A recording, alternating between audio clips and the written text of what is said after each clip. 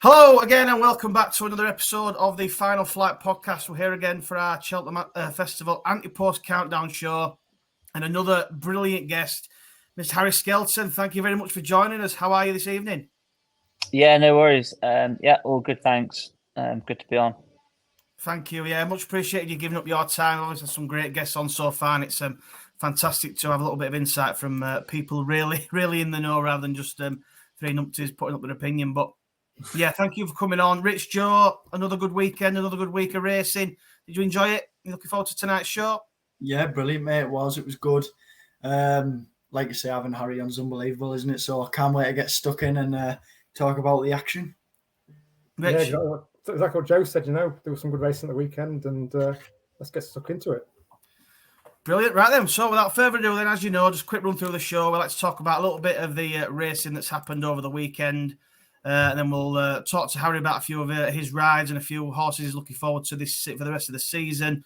Get a few little updates, and then we'll put up our next anti-post team, anti-post selections for our team. So I'll come to you straight away, Harry, if I can. The first bit of news we're going to talk about is Hermes Allen obviously made his chasing debut. It was a decent race over there. Did you manage to watch it? What did you think?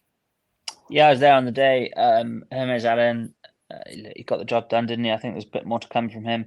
I think obviously seeing him out sort of. I think Paul would have probably liked to get a run into him before then. So I think there's a bit of improvement to come from Hermes Allen, and he got the job done well. I do think quite a bit of the second horse, to be honest. I think he looks proper 2-miler. And I think if James Best, given his time again, he probably would have gone a bit harder up front and really let him roll on.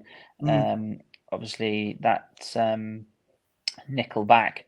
I think they'll have to put the hood on, but to me, it looks like his biggest asset is that he jumps quick and he's very strong up front. So it'd be interesting if they took the hood off him and really let him roll along.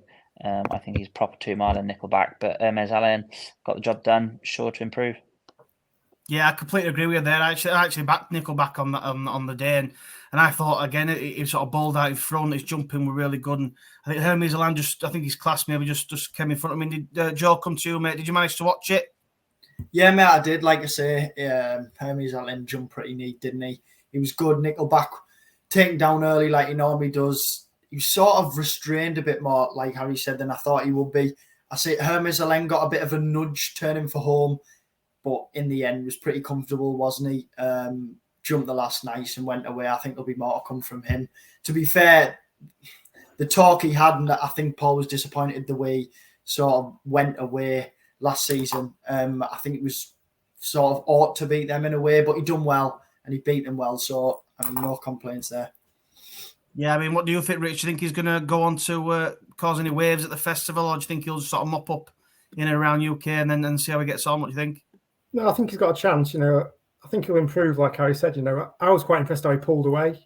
I thought he stayed on quite strongly at the end. I think he won by over 6 lengths. So I think he's going to improve for his next one. So I'm quite interested to see where he goes next and see how he goes, and then back him potentially after that one. Yeah, we'll soon find out. Sweet, so that's it for that one. We'll head over to Ireland now. I'll come to you again, Harry, if I can. Did you manage to watch a few of the Grade 1s over there? No, the Hatton's Grace, obviously, in Imperial Pass, had his colours lowered by Tiupu. Did you manage to watch that? I put him up for the Stayers Hurdle on a few weeks back. I think he's got a good chance. What did you think of that race? Yeah, watched all the racing there from Ireland on Sunday. On Perry Pass, I think Jack Kennedy had Paul Town exactly where he wanted him turning in. And that was to push him, make sure it was a bit of a stamina test. First time out from Perry Pass, travelled a bit too well. Just got a bit tired from the back of the last, and Tiopu, probably outstayed him then to the line. But I think, like I say, Jack Kennedy had Paul exactly where he wanted him turning in, made sure he pushed him, made sure it was going to be a bit of a stamina test, and that's what happened. Yeah, obviously there were a few people on Twitter and things trying to sort of slate Paul Townend. From your perspective as a jockey, what did you think of the ride on Imperial Pass? Do you think he just didn't have the stamina to go with Tehupu in the end? I think he travelled a bit too well early on. That probably took Paul a bit more further forward than he probably wanted to be. maybe given him his time again, he probably would have followed Teopu all the way through and just had one crack at him. Might have been a different result. But on Perry Pass, he just travelled a bit too fresh early on, didn't he? And just took Paul too close to the race early, which made Jack, sort of be exactly where he wanted him, and push Paul then from turning in early into the straight and made it into a stamina test. But I think Paul, given his time again, maybe he'd have just followed him and had one go at him. But like I said, horses can do peculiar things, and he was just very fresh with Paul and took him too close really early on, and then he was in the position he was in. Yeah, and I suppose that the only other question is, I mean, do you think coming back to 2 Mile, Champion Hurdle, Constitution Hill, I mean, has he got any chance against Conhill? I think everything's beatable. There's no such thing as an absolute certainty in racing. We've seen it before. And you see a lot of horses at 2.5 miles drop back to 2 Mile for a Champion Hurdle. A lot of horses that have ran in the Neptune, drop back. Many winners in the past have actually won a Neptune, dropped back to 2 Mile for a Champion Hurdle and gone on and won. So I wouldn't be too worried. If you are a fan of On Perry Pass, you'll see a different horse next time. Yeah, I think you could be right. I mean, I'll come to you, Rich. I mean, I'd agree with all the points I was mentioned there. I thought Teopu Jack Kennedy just did the ride perfectly, pushed him all the way to the line and just outstayed him. I think up in trip for him will be spot on. I was going Nelly, it's going to keep him fresh. What are your thoughts on that? Yeah, he's a good horse. I've looked into his form. He's won his last 3 races, first time out in the season, so he obviously goes well fresh. I heard them say that they're going to go straight to Cheltenham with him. I think that's going to be a positive. Imperio Pass, I'm happy to forgive his first one of the season. He's not become a bad horse overnight, and I'd watch out next time, and then I think we'll see a better Imperio Pass for sure. Yeah, I agree with that as well. I feel it's you, Joe. I mean, obviously we want to see the best horses running as much as possible, but Gordon Elliott saying he's going to take him straight to Cheltenham, keep him as fresh as possible. I mean, they're entitled to do whatever they like with their horses. I mean, what were your thoughts on the race in Perry Pass? Yeah, I wasn't disappointed at all, really. I mean, if you look at the ground was dead, wasn't it? Georgie was there on the Saturday, said that as well. It was very soft and then dead on the Sunday. So Teopu Lord Honeysuckle Silks last year, didn't he, in this race? No complaints, really. Jack's rode a brilliant race, like Harry said, pestering him all along, making sure he couldn't fill Imperio Pass up. And then when they've got to the last, he's found a bit and then sort of emptied out. I think back to 2 Mile probably help. Better ground maybe help. I've the way he won the Ballymore last year, he's going to stay up that hill, isn't he? Obviously, Constitution Hill is there to be taken on. I've no doubts Willie'll have plenty left in him, and we'll prime him for that Champion Hurdle. He was held in the regards of state, man. So it's all there, isn't it, mate? Like I say, I wouldn't write Imperio Pass off. Great reappearance from Teopu. We know he runs well fresh. I don't think it was disappointing, to be honest. Yeah, I mean, obviously I put Teopu up, so I'm more than happy with that run. And if he wants to take him there fresh, then fair play. So the last bit of news then where we will talk about is the other Stayers Hurdle hope for the team. Joe obviously put Marie's Rock up the other week, obviously smiling after that. I mean, Harry, did you manage to watch the race? Obviously, it was a great battle between Dashel Drasher and Paisley Park. Obviously, Marie's Rocks flopped a little bit. What were your thoughts on that? I thought it was great to watch for the older heads going at it. Yeah, Dashel Drasher, he's a battle-hardened warrior. I don't think he gets the credit he deserves, that horse. He lulls you into thinking you've got him beat. I've been upsizing him a few times thinking I've got him beat, and he just keeps he keeps pulling out a bit more. That said, I actually think Tom Bellamy gave Paisley Park an absolutely perfect ride. Look, of course, he'd love another stride, but if he'd got to Dashel Drasher any earlier, he'd have beaten him anyway. Two good old horses fighting it out. Obviously, still got plenty left in the tank and showing that they're still at the top of their game in this country. At Paisley Park, still really showing that he's got a bit, still in the tank. So Maria's Rock, I think Nico said, travelled too fresh early on and just paid the price for it. Yeah, I think, like you say there, when you talk about horses travelling a little bit fresh, we sometimes maybe don't see that as well as somebody like yourself might do. I mean, Joe, you obviously put Maria's Rock up for the Stayers Hurdle. Are you worried now after that run? I'm worried, but I would like to see him again next time out. I mean, Dasher clearly went slightly slower than normal for a, they didn't go stamina tested. He was fresh going down. He was fresh in the parade ring. She was fresh in the parade ring, Marie's Rock. I'm worried. Tia Hooper was very impressive. Will she stay up the hill? I don't know. I would like to see her again, see how fresh she is. Like Harry said, the top two probably don't get Paisley Park does, but Drasher doesn't get the credit he deserves. What a run that was, to be honest. It was a good race. Marie's Rock, slightly disappointing, but I would like to see next time out. I mean, I'll come to you, Rich. I mean, I'm not worried as a Tia Hooper back for the Stayers after watching good old Marie's Rock do what she did there. What do you think? I was screaming at the telly for Paisley Park, to be fair. I really thought we were going to get there, but, a really good ding-dong battle, I thought. Yeah, it was great to see. I hope they take each other on again on Boxing Day at Kempton. I think that'd be quite a good race to view. I mean, Paisley Park just seems to have run his race in that. I mean, his record is great in that race. I think he's finished second twice, wanted to finish third. I mean, he was carrying that penalty, and I think he went down by a head.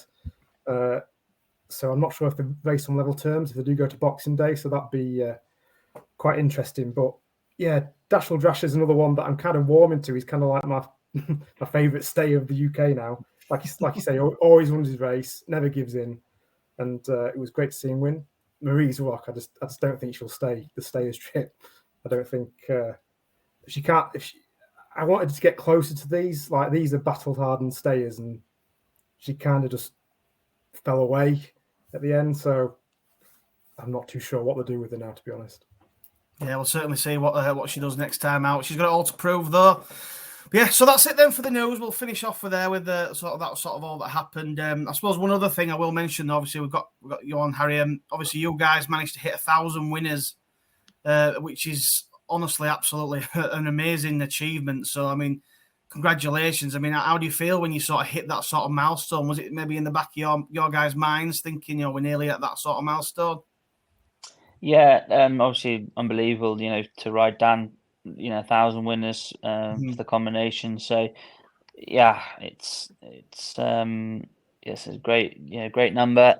And I think Hobbs and Johnson. So Philip Hobbs and Richard Johnson, I think, are the most long-standing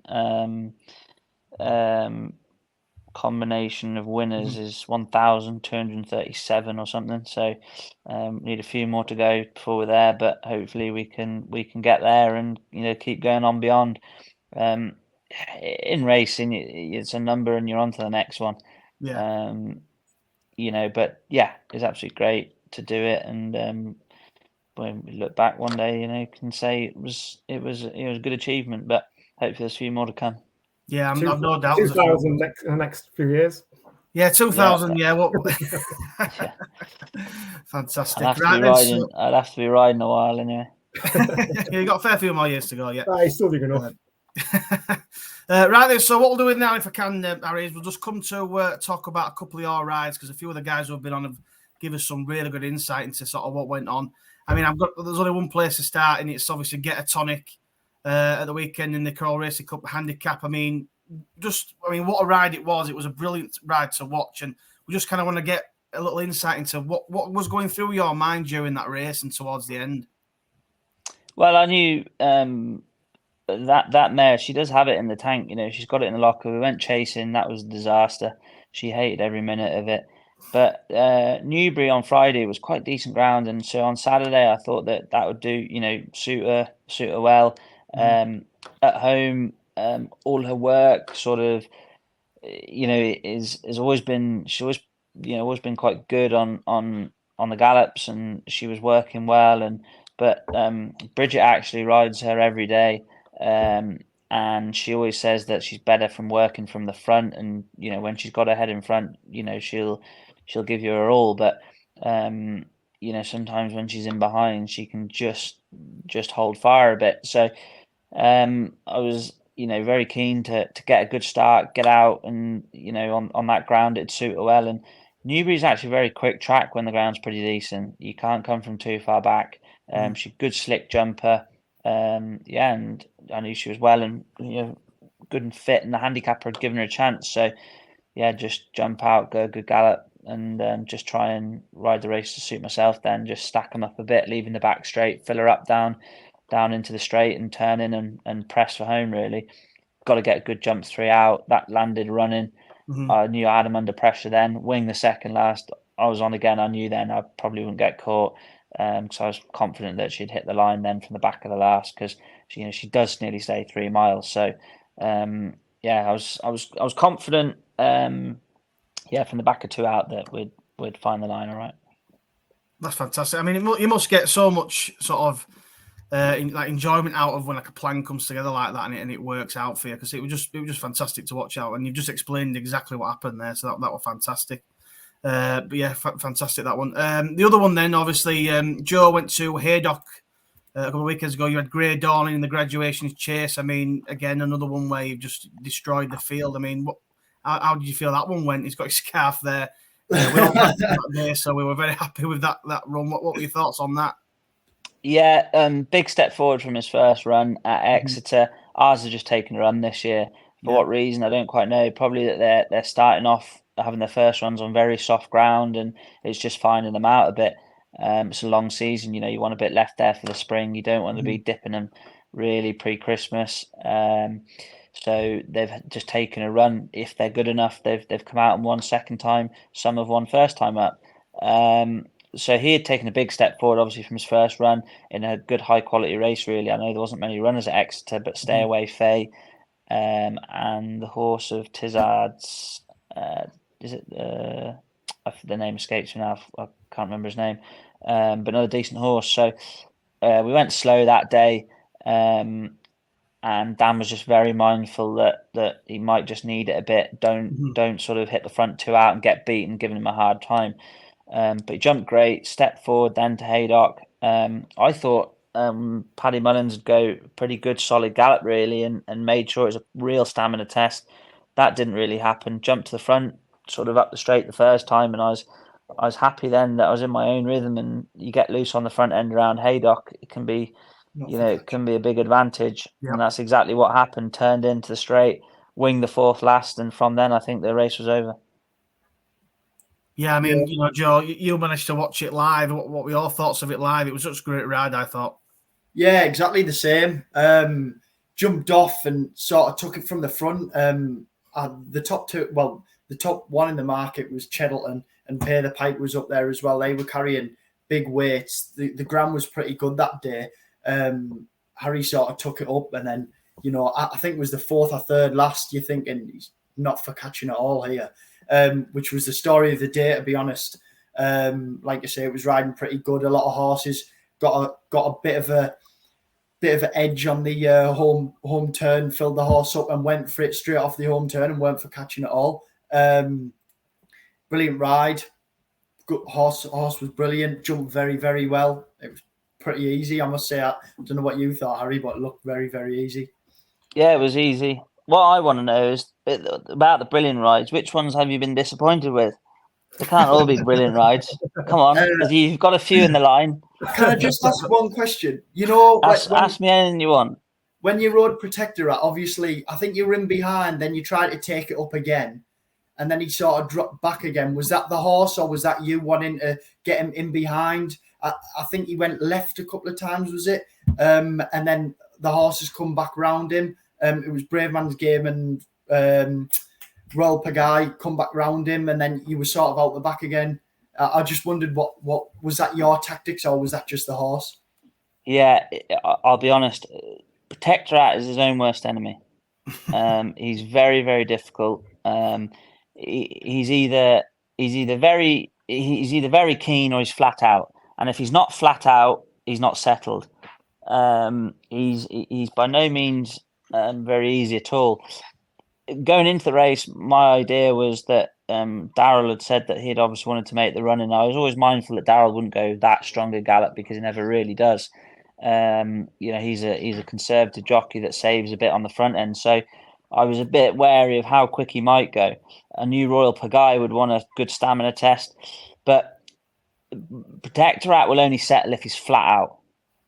Otherwise, he just does way too much. He's too keen.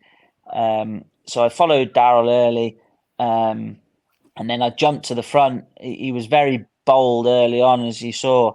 And after that, to be honest, I'd say he must have just pulled some muscles in his back or something because I could never get in a rhythm then.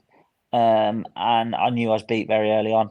I was hoping Darrell might just go on at a good gallop and then Charlie Deutsch would push him and make sure it was a good, strong gallop. But as soon as Darrell eased off, Protectorat just became keen. I couldn't get enough cover, small field, and I was never in a rhythm. I was beat early on, and then I think I jumped to the front again, halfway, exactly like you say, Joe. But to be honest, he then sort of had done too much. The damage was done then, and halfway down the back, then the two boys went on, and I just had in my mind then it's a long way from home then, so I just had to sit on him and just try and hold him together to get him home, and that's what happened. But he has come out of the race very well, but he's always gone left-handed. We tried him right-handed. The last time we tried him right-handed at Wincanton, he ended up on the hurdles track in the Rising Stars. He won't go that way around. We'll probably try it again at some point now. He's a bit older, but he is not easy. If anyone else wants to have a go, they're more than welcome. And then obviously, and he's like that at home. He's like that at home. Every day is a hard day for him. Every day he gets on the gallops and he pulls your arms out, and he's just so hard on himself. I actually think it's a trait of his sire, Saint de Saint.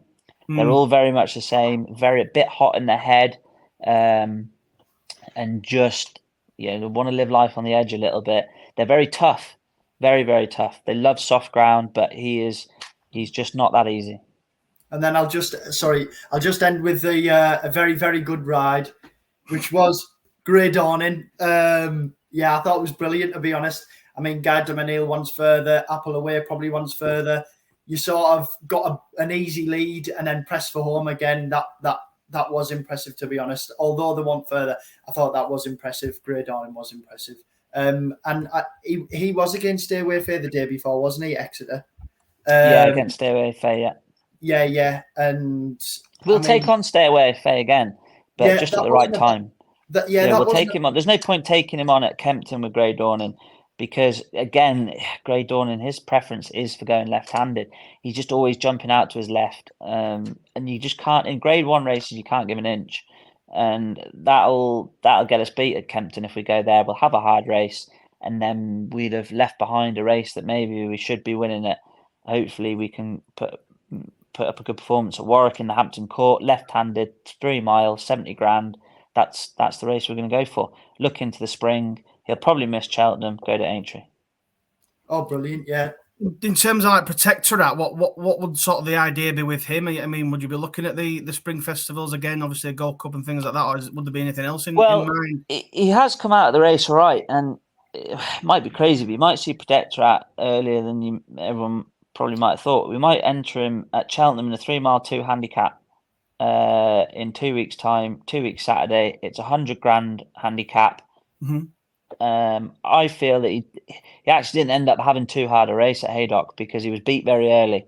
He didn't get in that battle and have that slog. And actually, from the back of 2 out, from the back of sort of 3 out, to the last, he actually picked up and started running, but it was all too late in the day. But because I'd ridden him from sort of middle of the way down the back when Darrell took it up again, I'd accepted that I was beat. Game over. I had to then think about how can I get him round, hold him together, and then I'll finish right up the straight. And that's what happened. So I don't actually think he had too hard a race at Haydock. So he might go to Cheltenham for 3 mile 2 handicap, and then we'll just see really. Probably the race for him if he's going to have another go at Grade 1 is the Bowl at Aintree rather than the Gold Cup. You've seen it now. 2 Gold Cup horses this year got beat. It just hits the bottom of the barrel. And there's not too many that can come back. And just alluding to what you were saying to earlier, James, about horses, you want to see them a lot, but it takes so much out of them. It's not so much the race, the preparation every day to be, you can only keep a racehorse at its peak for probably maximum 6 weeks. So if you're aiming for a race and you've got it nearly exactly where you want it and it's peaking, you could only probably hold it there, I'd say, for probably 5 weeks. And you have to then let it down again. You have to then give it easy time to let it recover and go again. Middle of the road horses are fine because you're just tipping away every day. You're running, then you're running again. But those horses that run at a high level, you're aiming for a target. You're training for a day. The intensity that you train them at for that day, is like a marathon runner, really. Mo Farah was never at his best because he knew he didn't have to be at his best in. I'm just giving you an example. A Great North Run. Yeah. He didn't want to be peaking. He wanted to be peaking for the Worlds, for the the Olympics. So it's hard to get them to peak and hold them there. So that's why you probably don't see some horses too often. Yeah, I completely agree with that. Like you say, the intensity of the training and getting them ready, and then they maybe have a race, and then it's like they've got to wind down a little bit. You can't keep them at that level, at like that boiling point all the time. You do have to give them that rest just for the horse itself. But no, that's fantastic. Like Teopu, like Gordon was saying, Teopu, he probably puts so much into a race. It takes so much out of him. He probably then struggles to get him back 3 or 4 weeks later. So he knows he has to leave him off. He can't get him at his best for Christmas. Can't, because he knows that horse puts so much into his race. When he gets him home, then probably for the next fortnight, 3 weeks, he's just dipping. He's not firing him probably how he wants him to. Nubenegra was the same. Nubenegra, puts an awful lot into a race. All right, he's at an age now where he's, arguably is he as good as he was, but he would put so much into a race, and it was hard to get him back quickly. Yeah. No, brilliant. I mean, I was going to mention one of the other rides. Obviously one was a bad rider, a good rider, but a horse that I actually backed at the weekend, Midnight River, obviously in the main race. Unfortunately, it looked like you were travelling really well, I thought, and jumping really well, and you looked to just slip up after the last. You've obviously got the perfect view of what happened. What did happen? How is he? How's he come out of the race? Is he fine? That sort of thing. He's fine, yeah. Thankfully, it was actually, looking back on it, could have been quite nasty for him. But just 9 times out of 10, Midnight River will always, if you give him a bit of a kick, he'll come out your hands, and he'll get there a bit long. I don't know if you remember him as a novice, but he had a few pearlers now. He thought he had wings, and he hit the deck at Carlisle one day. Let fly out my hands, land in the middle of one. So I actually give him a bit of a kick, thinking he'll come up for me, and he put down, and he just didn't get high enough. He just couldn't get his front end up quick enough, and he sprawled on the back of the fence. It was unfortunate. I was going really well. We live to fight another day. He'll go back to Cheltenham New Year's Day probably for the race he won last year. Sorry to butt in there, Harry, but when you're riding, I picked up on one little thing. I don't know if you picked up on it or not. I don't know if it was me just watching. Were you squeezed wider than you wanted to be by Garlow? No, I wanted to give him a bit of room. Newbury, 2 long sweeping bends, 2 long straights. Give him a bit of room. Get in your own rhythm. I took that route last year in Lamilos. He won. You're getting a smooth run. Yeah, he was jumping great. It was just unfortunate that he came down. I was happy to be where I was. Yeah, I think, like you say, sometimes you maybe lose out on ground, but in a track like that, you maybe don't as much. So glad to hear us come out all right. Then you're only 2 deep at a bend anyway. Yeah. Or 3. Rich, I think you had. Sometimes you're better off getting a bit of a smoother run. Yeah, getting a little bit of space for the horse to go. Yeah, no, fantastic. Rich, did you have 2? Maybe you wanted to ask the update on, if you can get an update on, what is it? What were they? So my Drogo obviously finished 9th in the Old Roan. How's he doing? Has he come out of the race well? Yeah, so my Drogo is absolutely fine actually, but he, Dan was alluding to earlier on in the season about struggling with horses a little bit, getting them back, and really needing a first run. He's been one of them. He's done loads of work beforehand. But he just didn't really get out of first gear really at Aintree. All the fences were doled off, and it was a bit of a no race, to be honest. I couldn't really get going anywhere. But he's absolutely fine. I will say I don't think,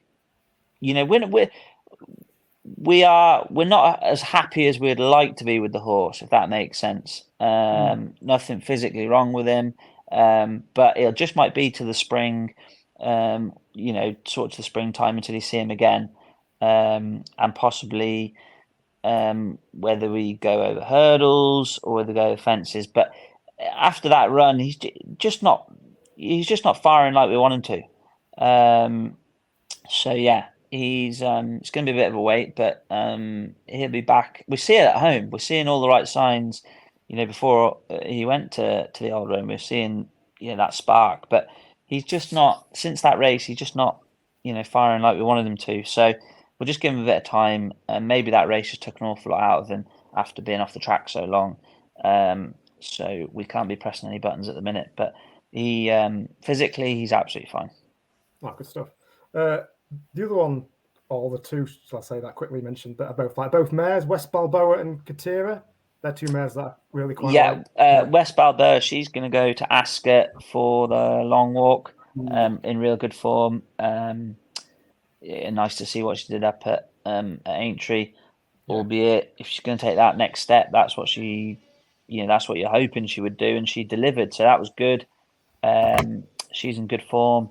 Then Katira, bit disappointing to be honest in her first two runs, but it rained again heavily at Kempton, went quite soft, and Katira is definitely a better mare in the spring when the sun's shining on a bit better ground. She's by Cove Tara, doesn't want the ground too soft. She hasn't run badly at Kempton, but she can certainly run better than that. And I just think in the spring you'll see a different mare. Perfect. Fantastic. Right then, so we've got one more, then we'll move on. Yep, I've got one, and he runs pretty soon, and it's Ashtown Lad. Obviously won this race last year. Beat Jess Gale, who's gone on to improve and win some races this season off a lot lower mark. I know he's been pulled up the last twice. I was just wondering if he's pull-ups, have they sort of hindered him or anything, or is he still the same horse? Yeah, no, we're very happy with him. Ran well for a long way at Wincanton on a track, probably too sharp for him really. Just wanted to get a run into him, to be honest. We're a bit short of options with him where to go, but he's in great form. Goes back there to try and defend his crown. Did notice today that if Cocoa Beach stays in, he carries 10.6, so he'd have a real nice lightweight. If Cocoa Beach comes out, I think the weight's got up nearly a stone, so he's in good form. I think those fences bring out the best in him, and he'll hopefully go well. I mean, so how many times are you going to ring Gordon Elliott then and say, please send him over, please send him over? Yeah. Well, Gordon normally likes running him, so he might bring him over, you never know. Fingers crossed. Fantastic. Well, that's sort of the end of that segment. But what we'll do next, if we can, I don't know if you've managed to think of maybe one or two or three horses that you've maybe got coming up that we maybe haven't mentioned that you're looking forward to, or maybe a potential dark horse for later on in the season. Yeah, well, I think going forward, I think you shouldn't probably, if you followed him yet, Asta La Pasta. He's a nice horse. Got beat the last day at Exeter and too keen. Bit of a work in progress, but he's a horse, plenty of ability. And I think you'll see the best of him when he goes into the spring into some handicaps. That's Asta La Pasta. And I wouldn't lose faith on Nurse Susan. You could see her revert back over hurdles. She's a good high-class mare. Ran at Exeter with fences. Again, just ran a bit stuffy, to be honest. Never really out of first gear, but she could go back over hurdles. I think she's a good mare. Still got plenty of ability. So she's another. Fantastic. Two more, two really quick ones have really just come back to me, but I think you've got one out tomorrow. I know Southwell probably isn't going to be on, but there's a horse called Presenting Nelly. I see you're taking her chasing. Has she been schooling well? Yeah, Presenting Nelly, been schooling well. I think it's a GBB race tomorrow, so she gets a bonus. These mares in GBB races if they've been registered as a foal. So she's won 2 bonuses already, 20 grand a piece. So that's really very important to her. She's been schooling well. I don't know if Southall will be on, to be honest, but she'll definitely win a few of the fences. Yeah, I'm not sure it'll be on either, but fingers crossed. And the other one was King of Rye Hope. Is out on Wednesday, I believe. Fingers crossed that'll be on. I know the weather's playing havoc, but he obviously jumped really well the first time out. I mean, are you excited for him as well? Yeah, he's a horse with plenty of ability. Again, needs plenty of time really between his races. Doesn't just take his racing all that well. And he'll be going up to Haydock there on Wednesday. So he's in good form. I think, yeah, he could be a good horse, that. Lovely, fantastic. Right, that's me pestering you for a bit, Harry. What we'll do is we'll move on now to our obviously our selections, and we'll go around and add our additions to our teams. Obviously, we are on week 7 now, so we've got some really good picks in there. Some good, some bad. I know Joe's got a couple of terrible picks in there, but he'll get onto his pick shortly. What we'll do is I'll go first this week, and then we'll swing round, and then we'll finish on you, Harry, if we can, and that'll be the way we'll do it. So I'll just have a quick recap of my team.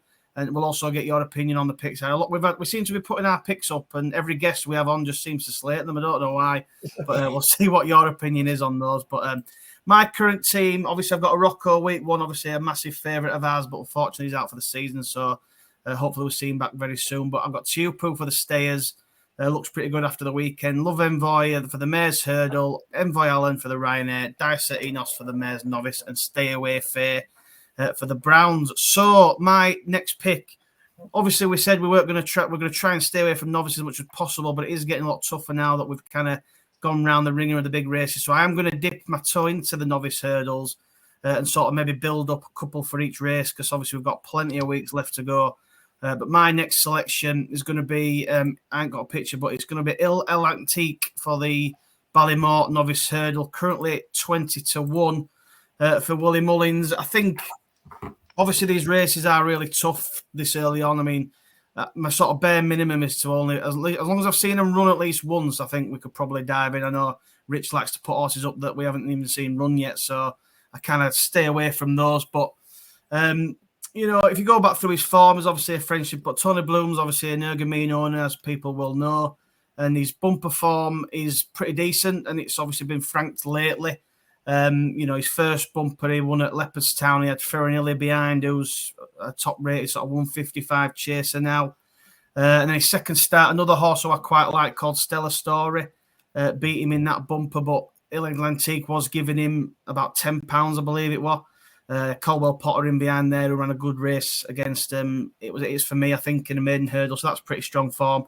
Then obviously the last bumper was got beat by Firefox again. I mean, in sort of all his runs, he's kind of looked like he's going to win on the bridle, but kind of just been undone late on. But I just think the way he travels and he jumped really well on his maiden hurdle at Goran on a pretty testing ground. So fingers crossed he can keep kicking on. And obviously Firefox has beaten Ballyburn, who was at the top of the Ballymore market.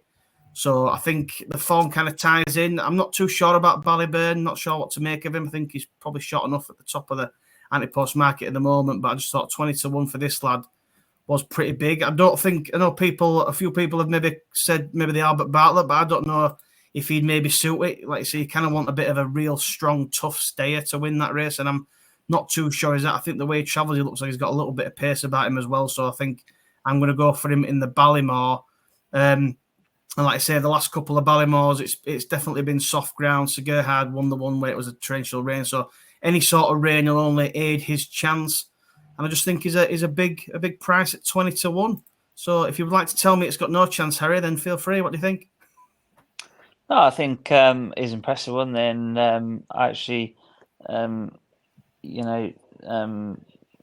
Ruby spoke quite highly of him.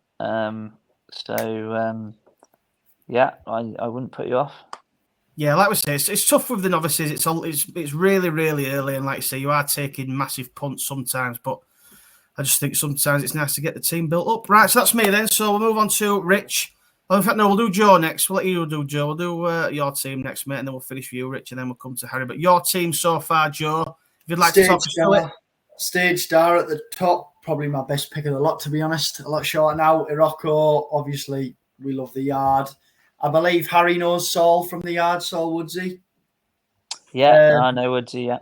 Yeah. He mentioned that. Marine National in the Arkle, obviously there's a chance there, but I love the horse. Battered Facile Vega at Cheltenham the year before. El Fabiolo, Champion Chase, can't see that one beaten. I think John Bond was impressive, but did he beat? Don't get me wrong, he beat good horses, but I don't think they wanted the soft ground that day. Then I dipped into the novices, Brighter Days Ahead, probably one of Elliot's best. Well, I'm hoping so anyway. It was a couple of seconds quicker than Irish Point that day. And Marie's Rock, what can I say about that in the bin? So my pick for this week is in the pocket for the Turners. Now, like James said, we've tried to avoid certain races and stuff like that. But looking at this one, I know Gaelic Warriors shortened massively. But as Harry alluded to earlier on the show, these top graded races, you can't give anything away.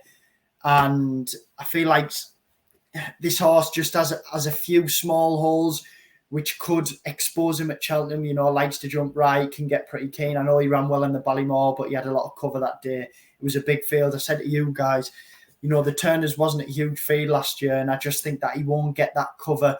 I believe he had Paul on the outside of him or something like that. He won't have that this year. Next year, if he goes the Turners. And then you look through the market, you've got Facile Vega in there. I don't think it will go. Corbett's Cross, who was impressive the last day, but had a run. Then you get Hermes Allen. I'm not sure he'd be able to win a Turners. So in the pocket, form's very strong. Beat 3-card Bragg last year on soft ground. He's a very strong stay. Won a 3-mile point-to-point on soft ground. So he's going to stay. I know there was sort of 50-50 split on him going Supreme or the Ballymore last year.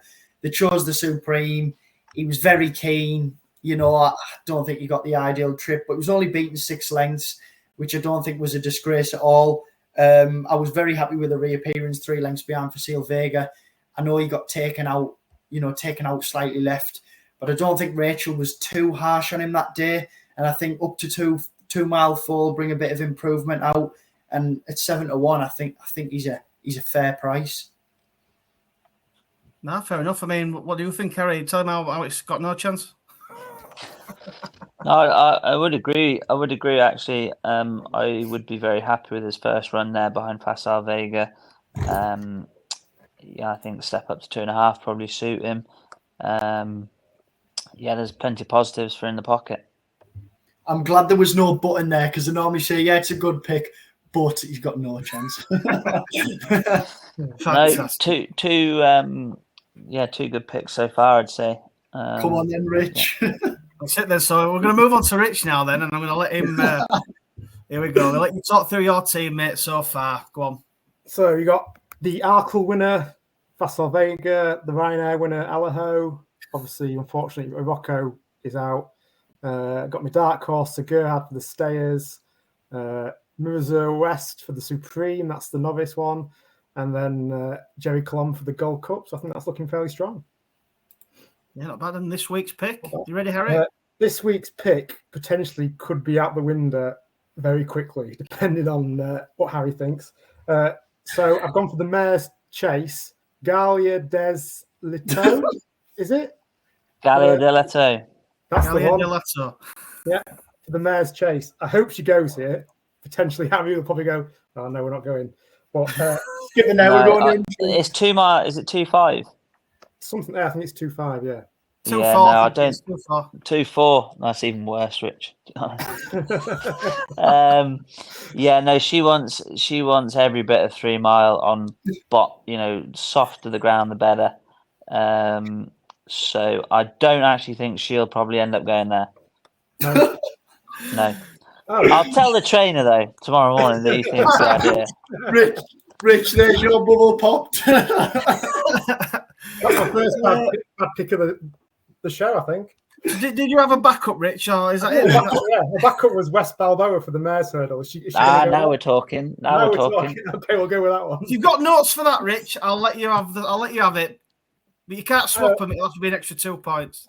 I can get you. Give me 1 second. Oh. Well, then what we'll do is then, while Rich panics and gets up his next selection, if I can come to you, Harry, I mean, did you obviously Can I manage to just put in quickly before we say it? Congratulations, Harry, on the news for you and Bridget. Oh, thank you very much. No, Yeah, it's very kind of you. Yeah. Congratulations on that. That's fantastic news. How are you Rich, feeling about that? How's that going to tie into the racing? Well, I don't know, to be honest. It'll be the first one, so no, very happy, very excited, and no, I think it does the world of good, to be honest. Good stuff. It's brilliant, mate. I bet can't wait. I've got one coming up to 1 year old myself this December, so you've got it all to come, mate. It'll be brilliant. So did you manage to check on an anti-post pick for us? My anti-post pick is going to be Langadan. Oh, here we go. No, I'm only joking. Steady on there, Joe. Calm down. Get the betting slip. Get away quick, Joe. You've got the account already. No, I'm going to go West Balboa. Yeah, I'm going to go West Balboa. I think it's an open division. She'll be getting £7 off the boys. I think she's an improving mare. I think 3 miles, no problem. And I think Dan's actually trained her very well, very conservatively. And I think this, you haven't seen the best of her yet. So I will go with, West Balboa for the stayers. Can I just say one thing, Harry? Obviously you said about, not training them up to training them for a certain race and stuff like that. So, you've got the long walk at Christmas. Is that enough time to get them peaked and then peaked, or would you say, what's the sort of routine? Is every horse different, or Yeah, every horse is different, especially mares. Some mares don't take any work at all. But some will take anything you give them, sort of thing. Some of them thrive off a lot of work and some of them won't. But she's touchwood, straightforward mare, takes the work well. Thrives off it. So she'll probably have a run between, if she proves good enough in the long walk, she'll probably have a run between there and Cheltenham, come March. She's pretty straightforward mare to train. Yeah, and she just, Dan hasn't over raced her and just always given her a bit of time to just mature a bit and just get better, Yeah. They were my notes, actually. I was going to put for West Balboa, so I don't need to say any more, actually. So, Rich, are you having West Balboa in the stairs then as a bonus pick, seeing as you've already picked a loser? That's probably the quickest loser I think we've ever had between us. I'm just glad I didn't pick Langadan. Don't worry, he's all right. He'll be fine. He'll be proud and ready, I'm sure. I'll agree with Harry. I'll go West Balboa stayers, please, James. When you edit it, you can swap that. Oh no, I won't be doing any editing. That's it. We'll put them down on the sheet. That's Gallier for the Mare's Chase and West Balboa for the stayers. I should have just gone for Constitution Hill, shouldn't I, for Champion Hurdle? I said, didn't I? There'll probably be a non-runner if you put him up. Fantastic. Well, that's it for another week. Like I say, thank you so much, Harry, for giving us your time and your insight. I mean, have you enjoyed our company? Obviously, you must have done. Yeah, no, it's good. It's good to be on, and good seeing plenty of enthusiasm about it. Especially with racing at the minute, there's a lot of people that are a bit down and in the dumps about it all, with one thing or another, prize money, the betting, the affordability checks and all that. So yeah, it's really good to see you guys keen on it, and no problem at all. Glad I've been on. Yeah, we appreciate it. Like I say, we just sort of started the podcast up and getting to talk to people like yourself and the Daryl Jacobs and all that. I mean, it's just fantastic for us. So we're going to love every minute of it. What I'll do is then, just to finish us off, I will just remind people who are watching and who are subscribing, if you add your teams into the comments, we do have that bundle prize for the best subscriber team, which is obviously, I won't butcher it, but I'm pretty sure it's a bobble hat, socks, mug, and a coaster. I got it right this time. And a Constitution Hill racing pin from Horse Racing Pins as well. We've got that for the price. So make sure you get your team in the comments. And we'll see. Obviously, next week we're going to have another guest. We'll be back on Thursday as well for the live preview. I'm going to have a guest for that as well. So yeah, like I say, we'll see you on Monday. This will be out shortly. We'll see you on next Thursday and then next Monday. So guys, any final words before we go? Like I say, brilliant having you on, Harry. You know, your insights for jockeys is absolutely golden to us. You know, a bit of a blooper for Rich, but apart from that, very smooth, great, loved it. Like you say, congratulations on the news and thanks for coming on. It's been brilliant. Yeah, no worries, lads. Yeah, thanks. Basically, right, so that'll do us. If it's heavy going on Friday, Galia for the mare's chase. Just have a word. If it's heavy ground, we might be there. You never know. You never know. Right, guys, that's it for another show. Like I say, like and subscribe and follow us on Twitter and things like that. And we'll be back again very soon with hopefully another really good guest. And thank you, guys, and good night. Cheers, Harry. Cheers.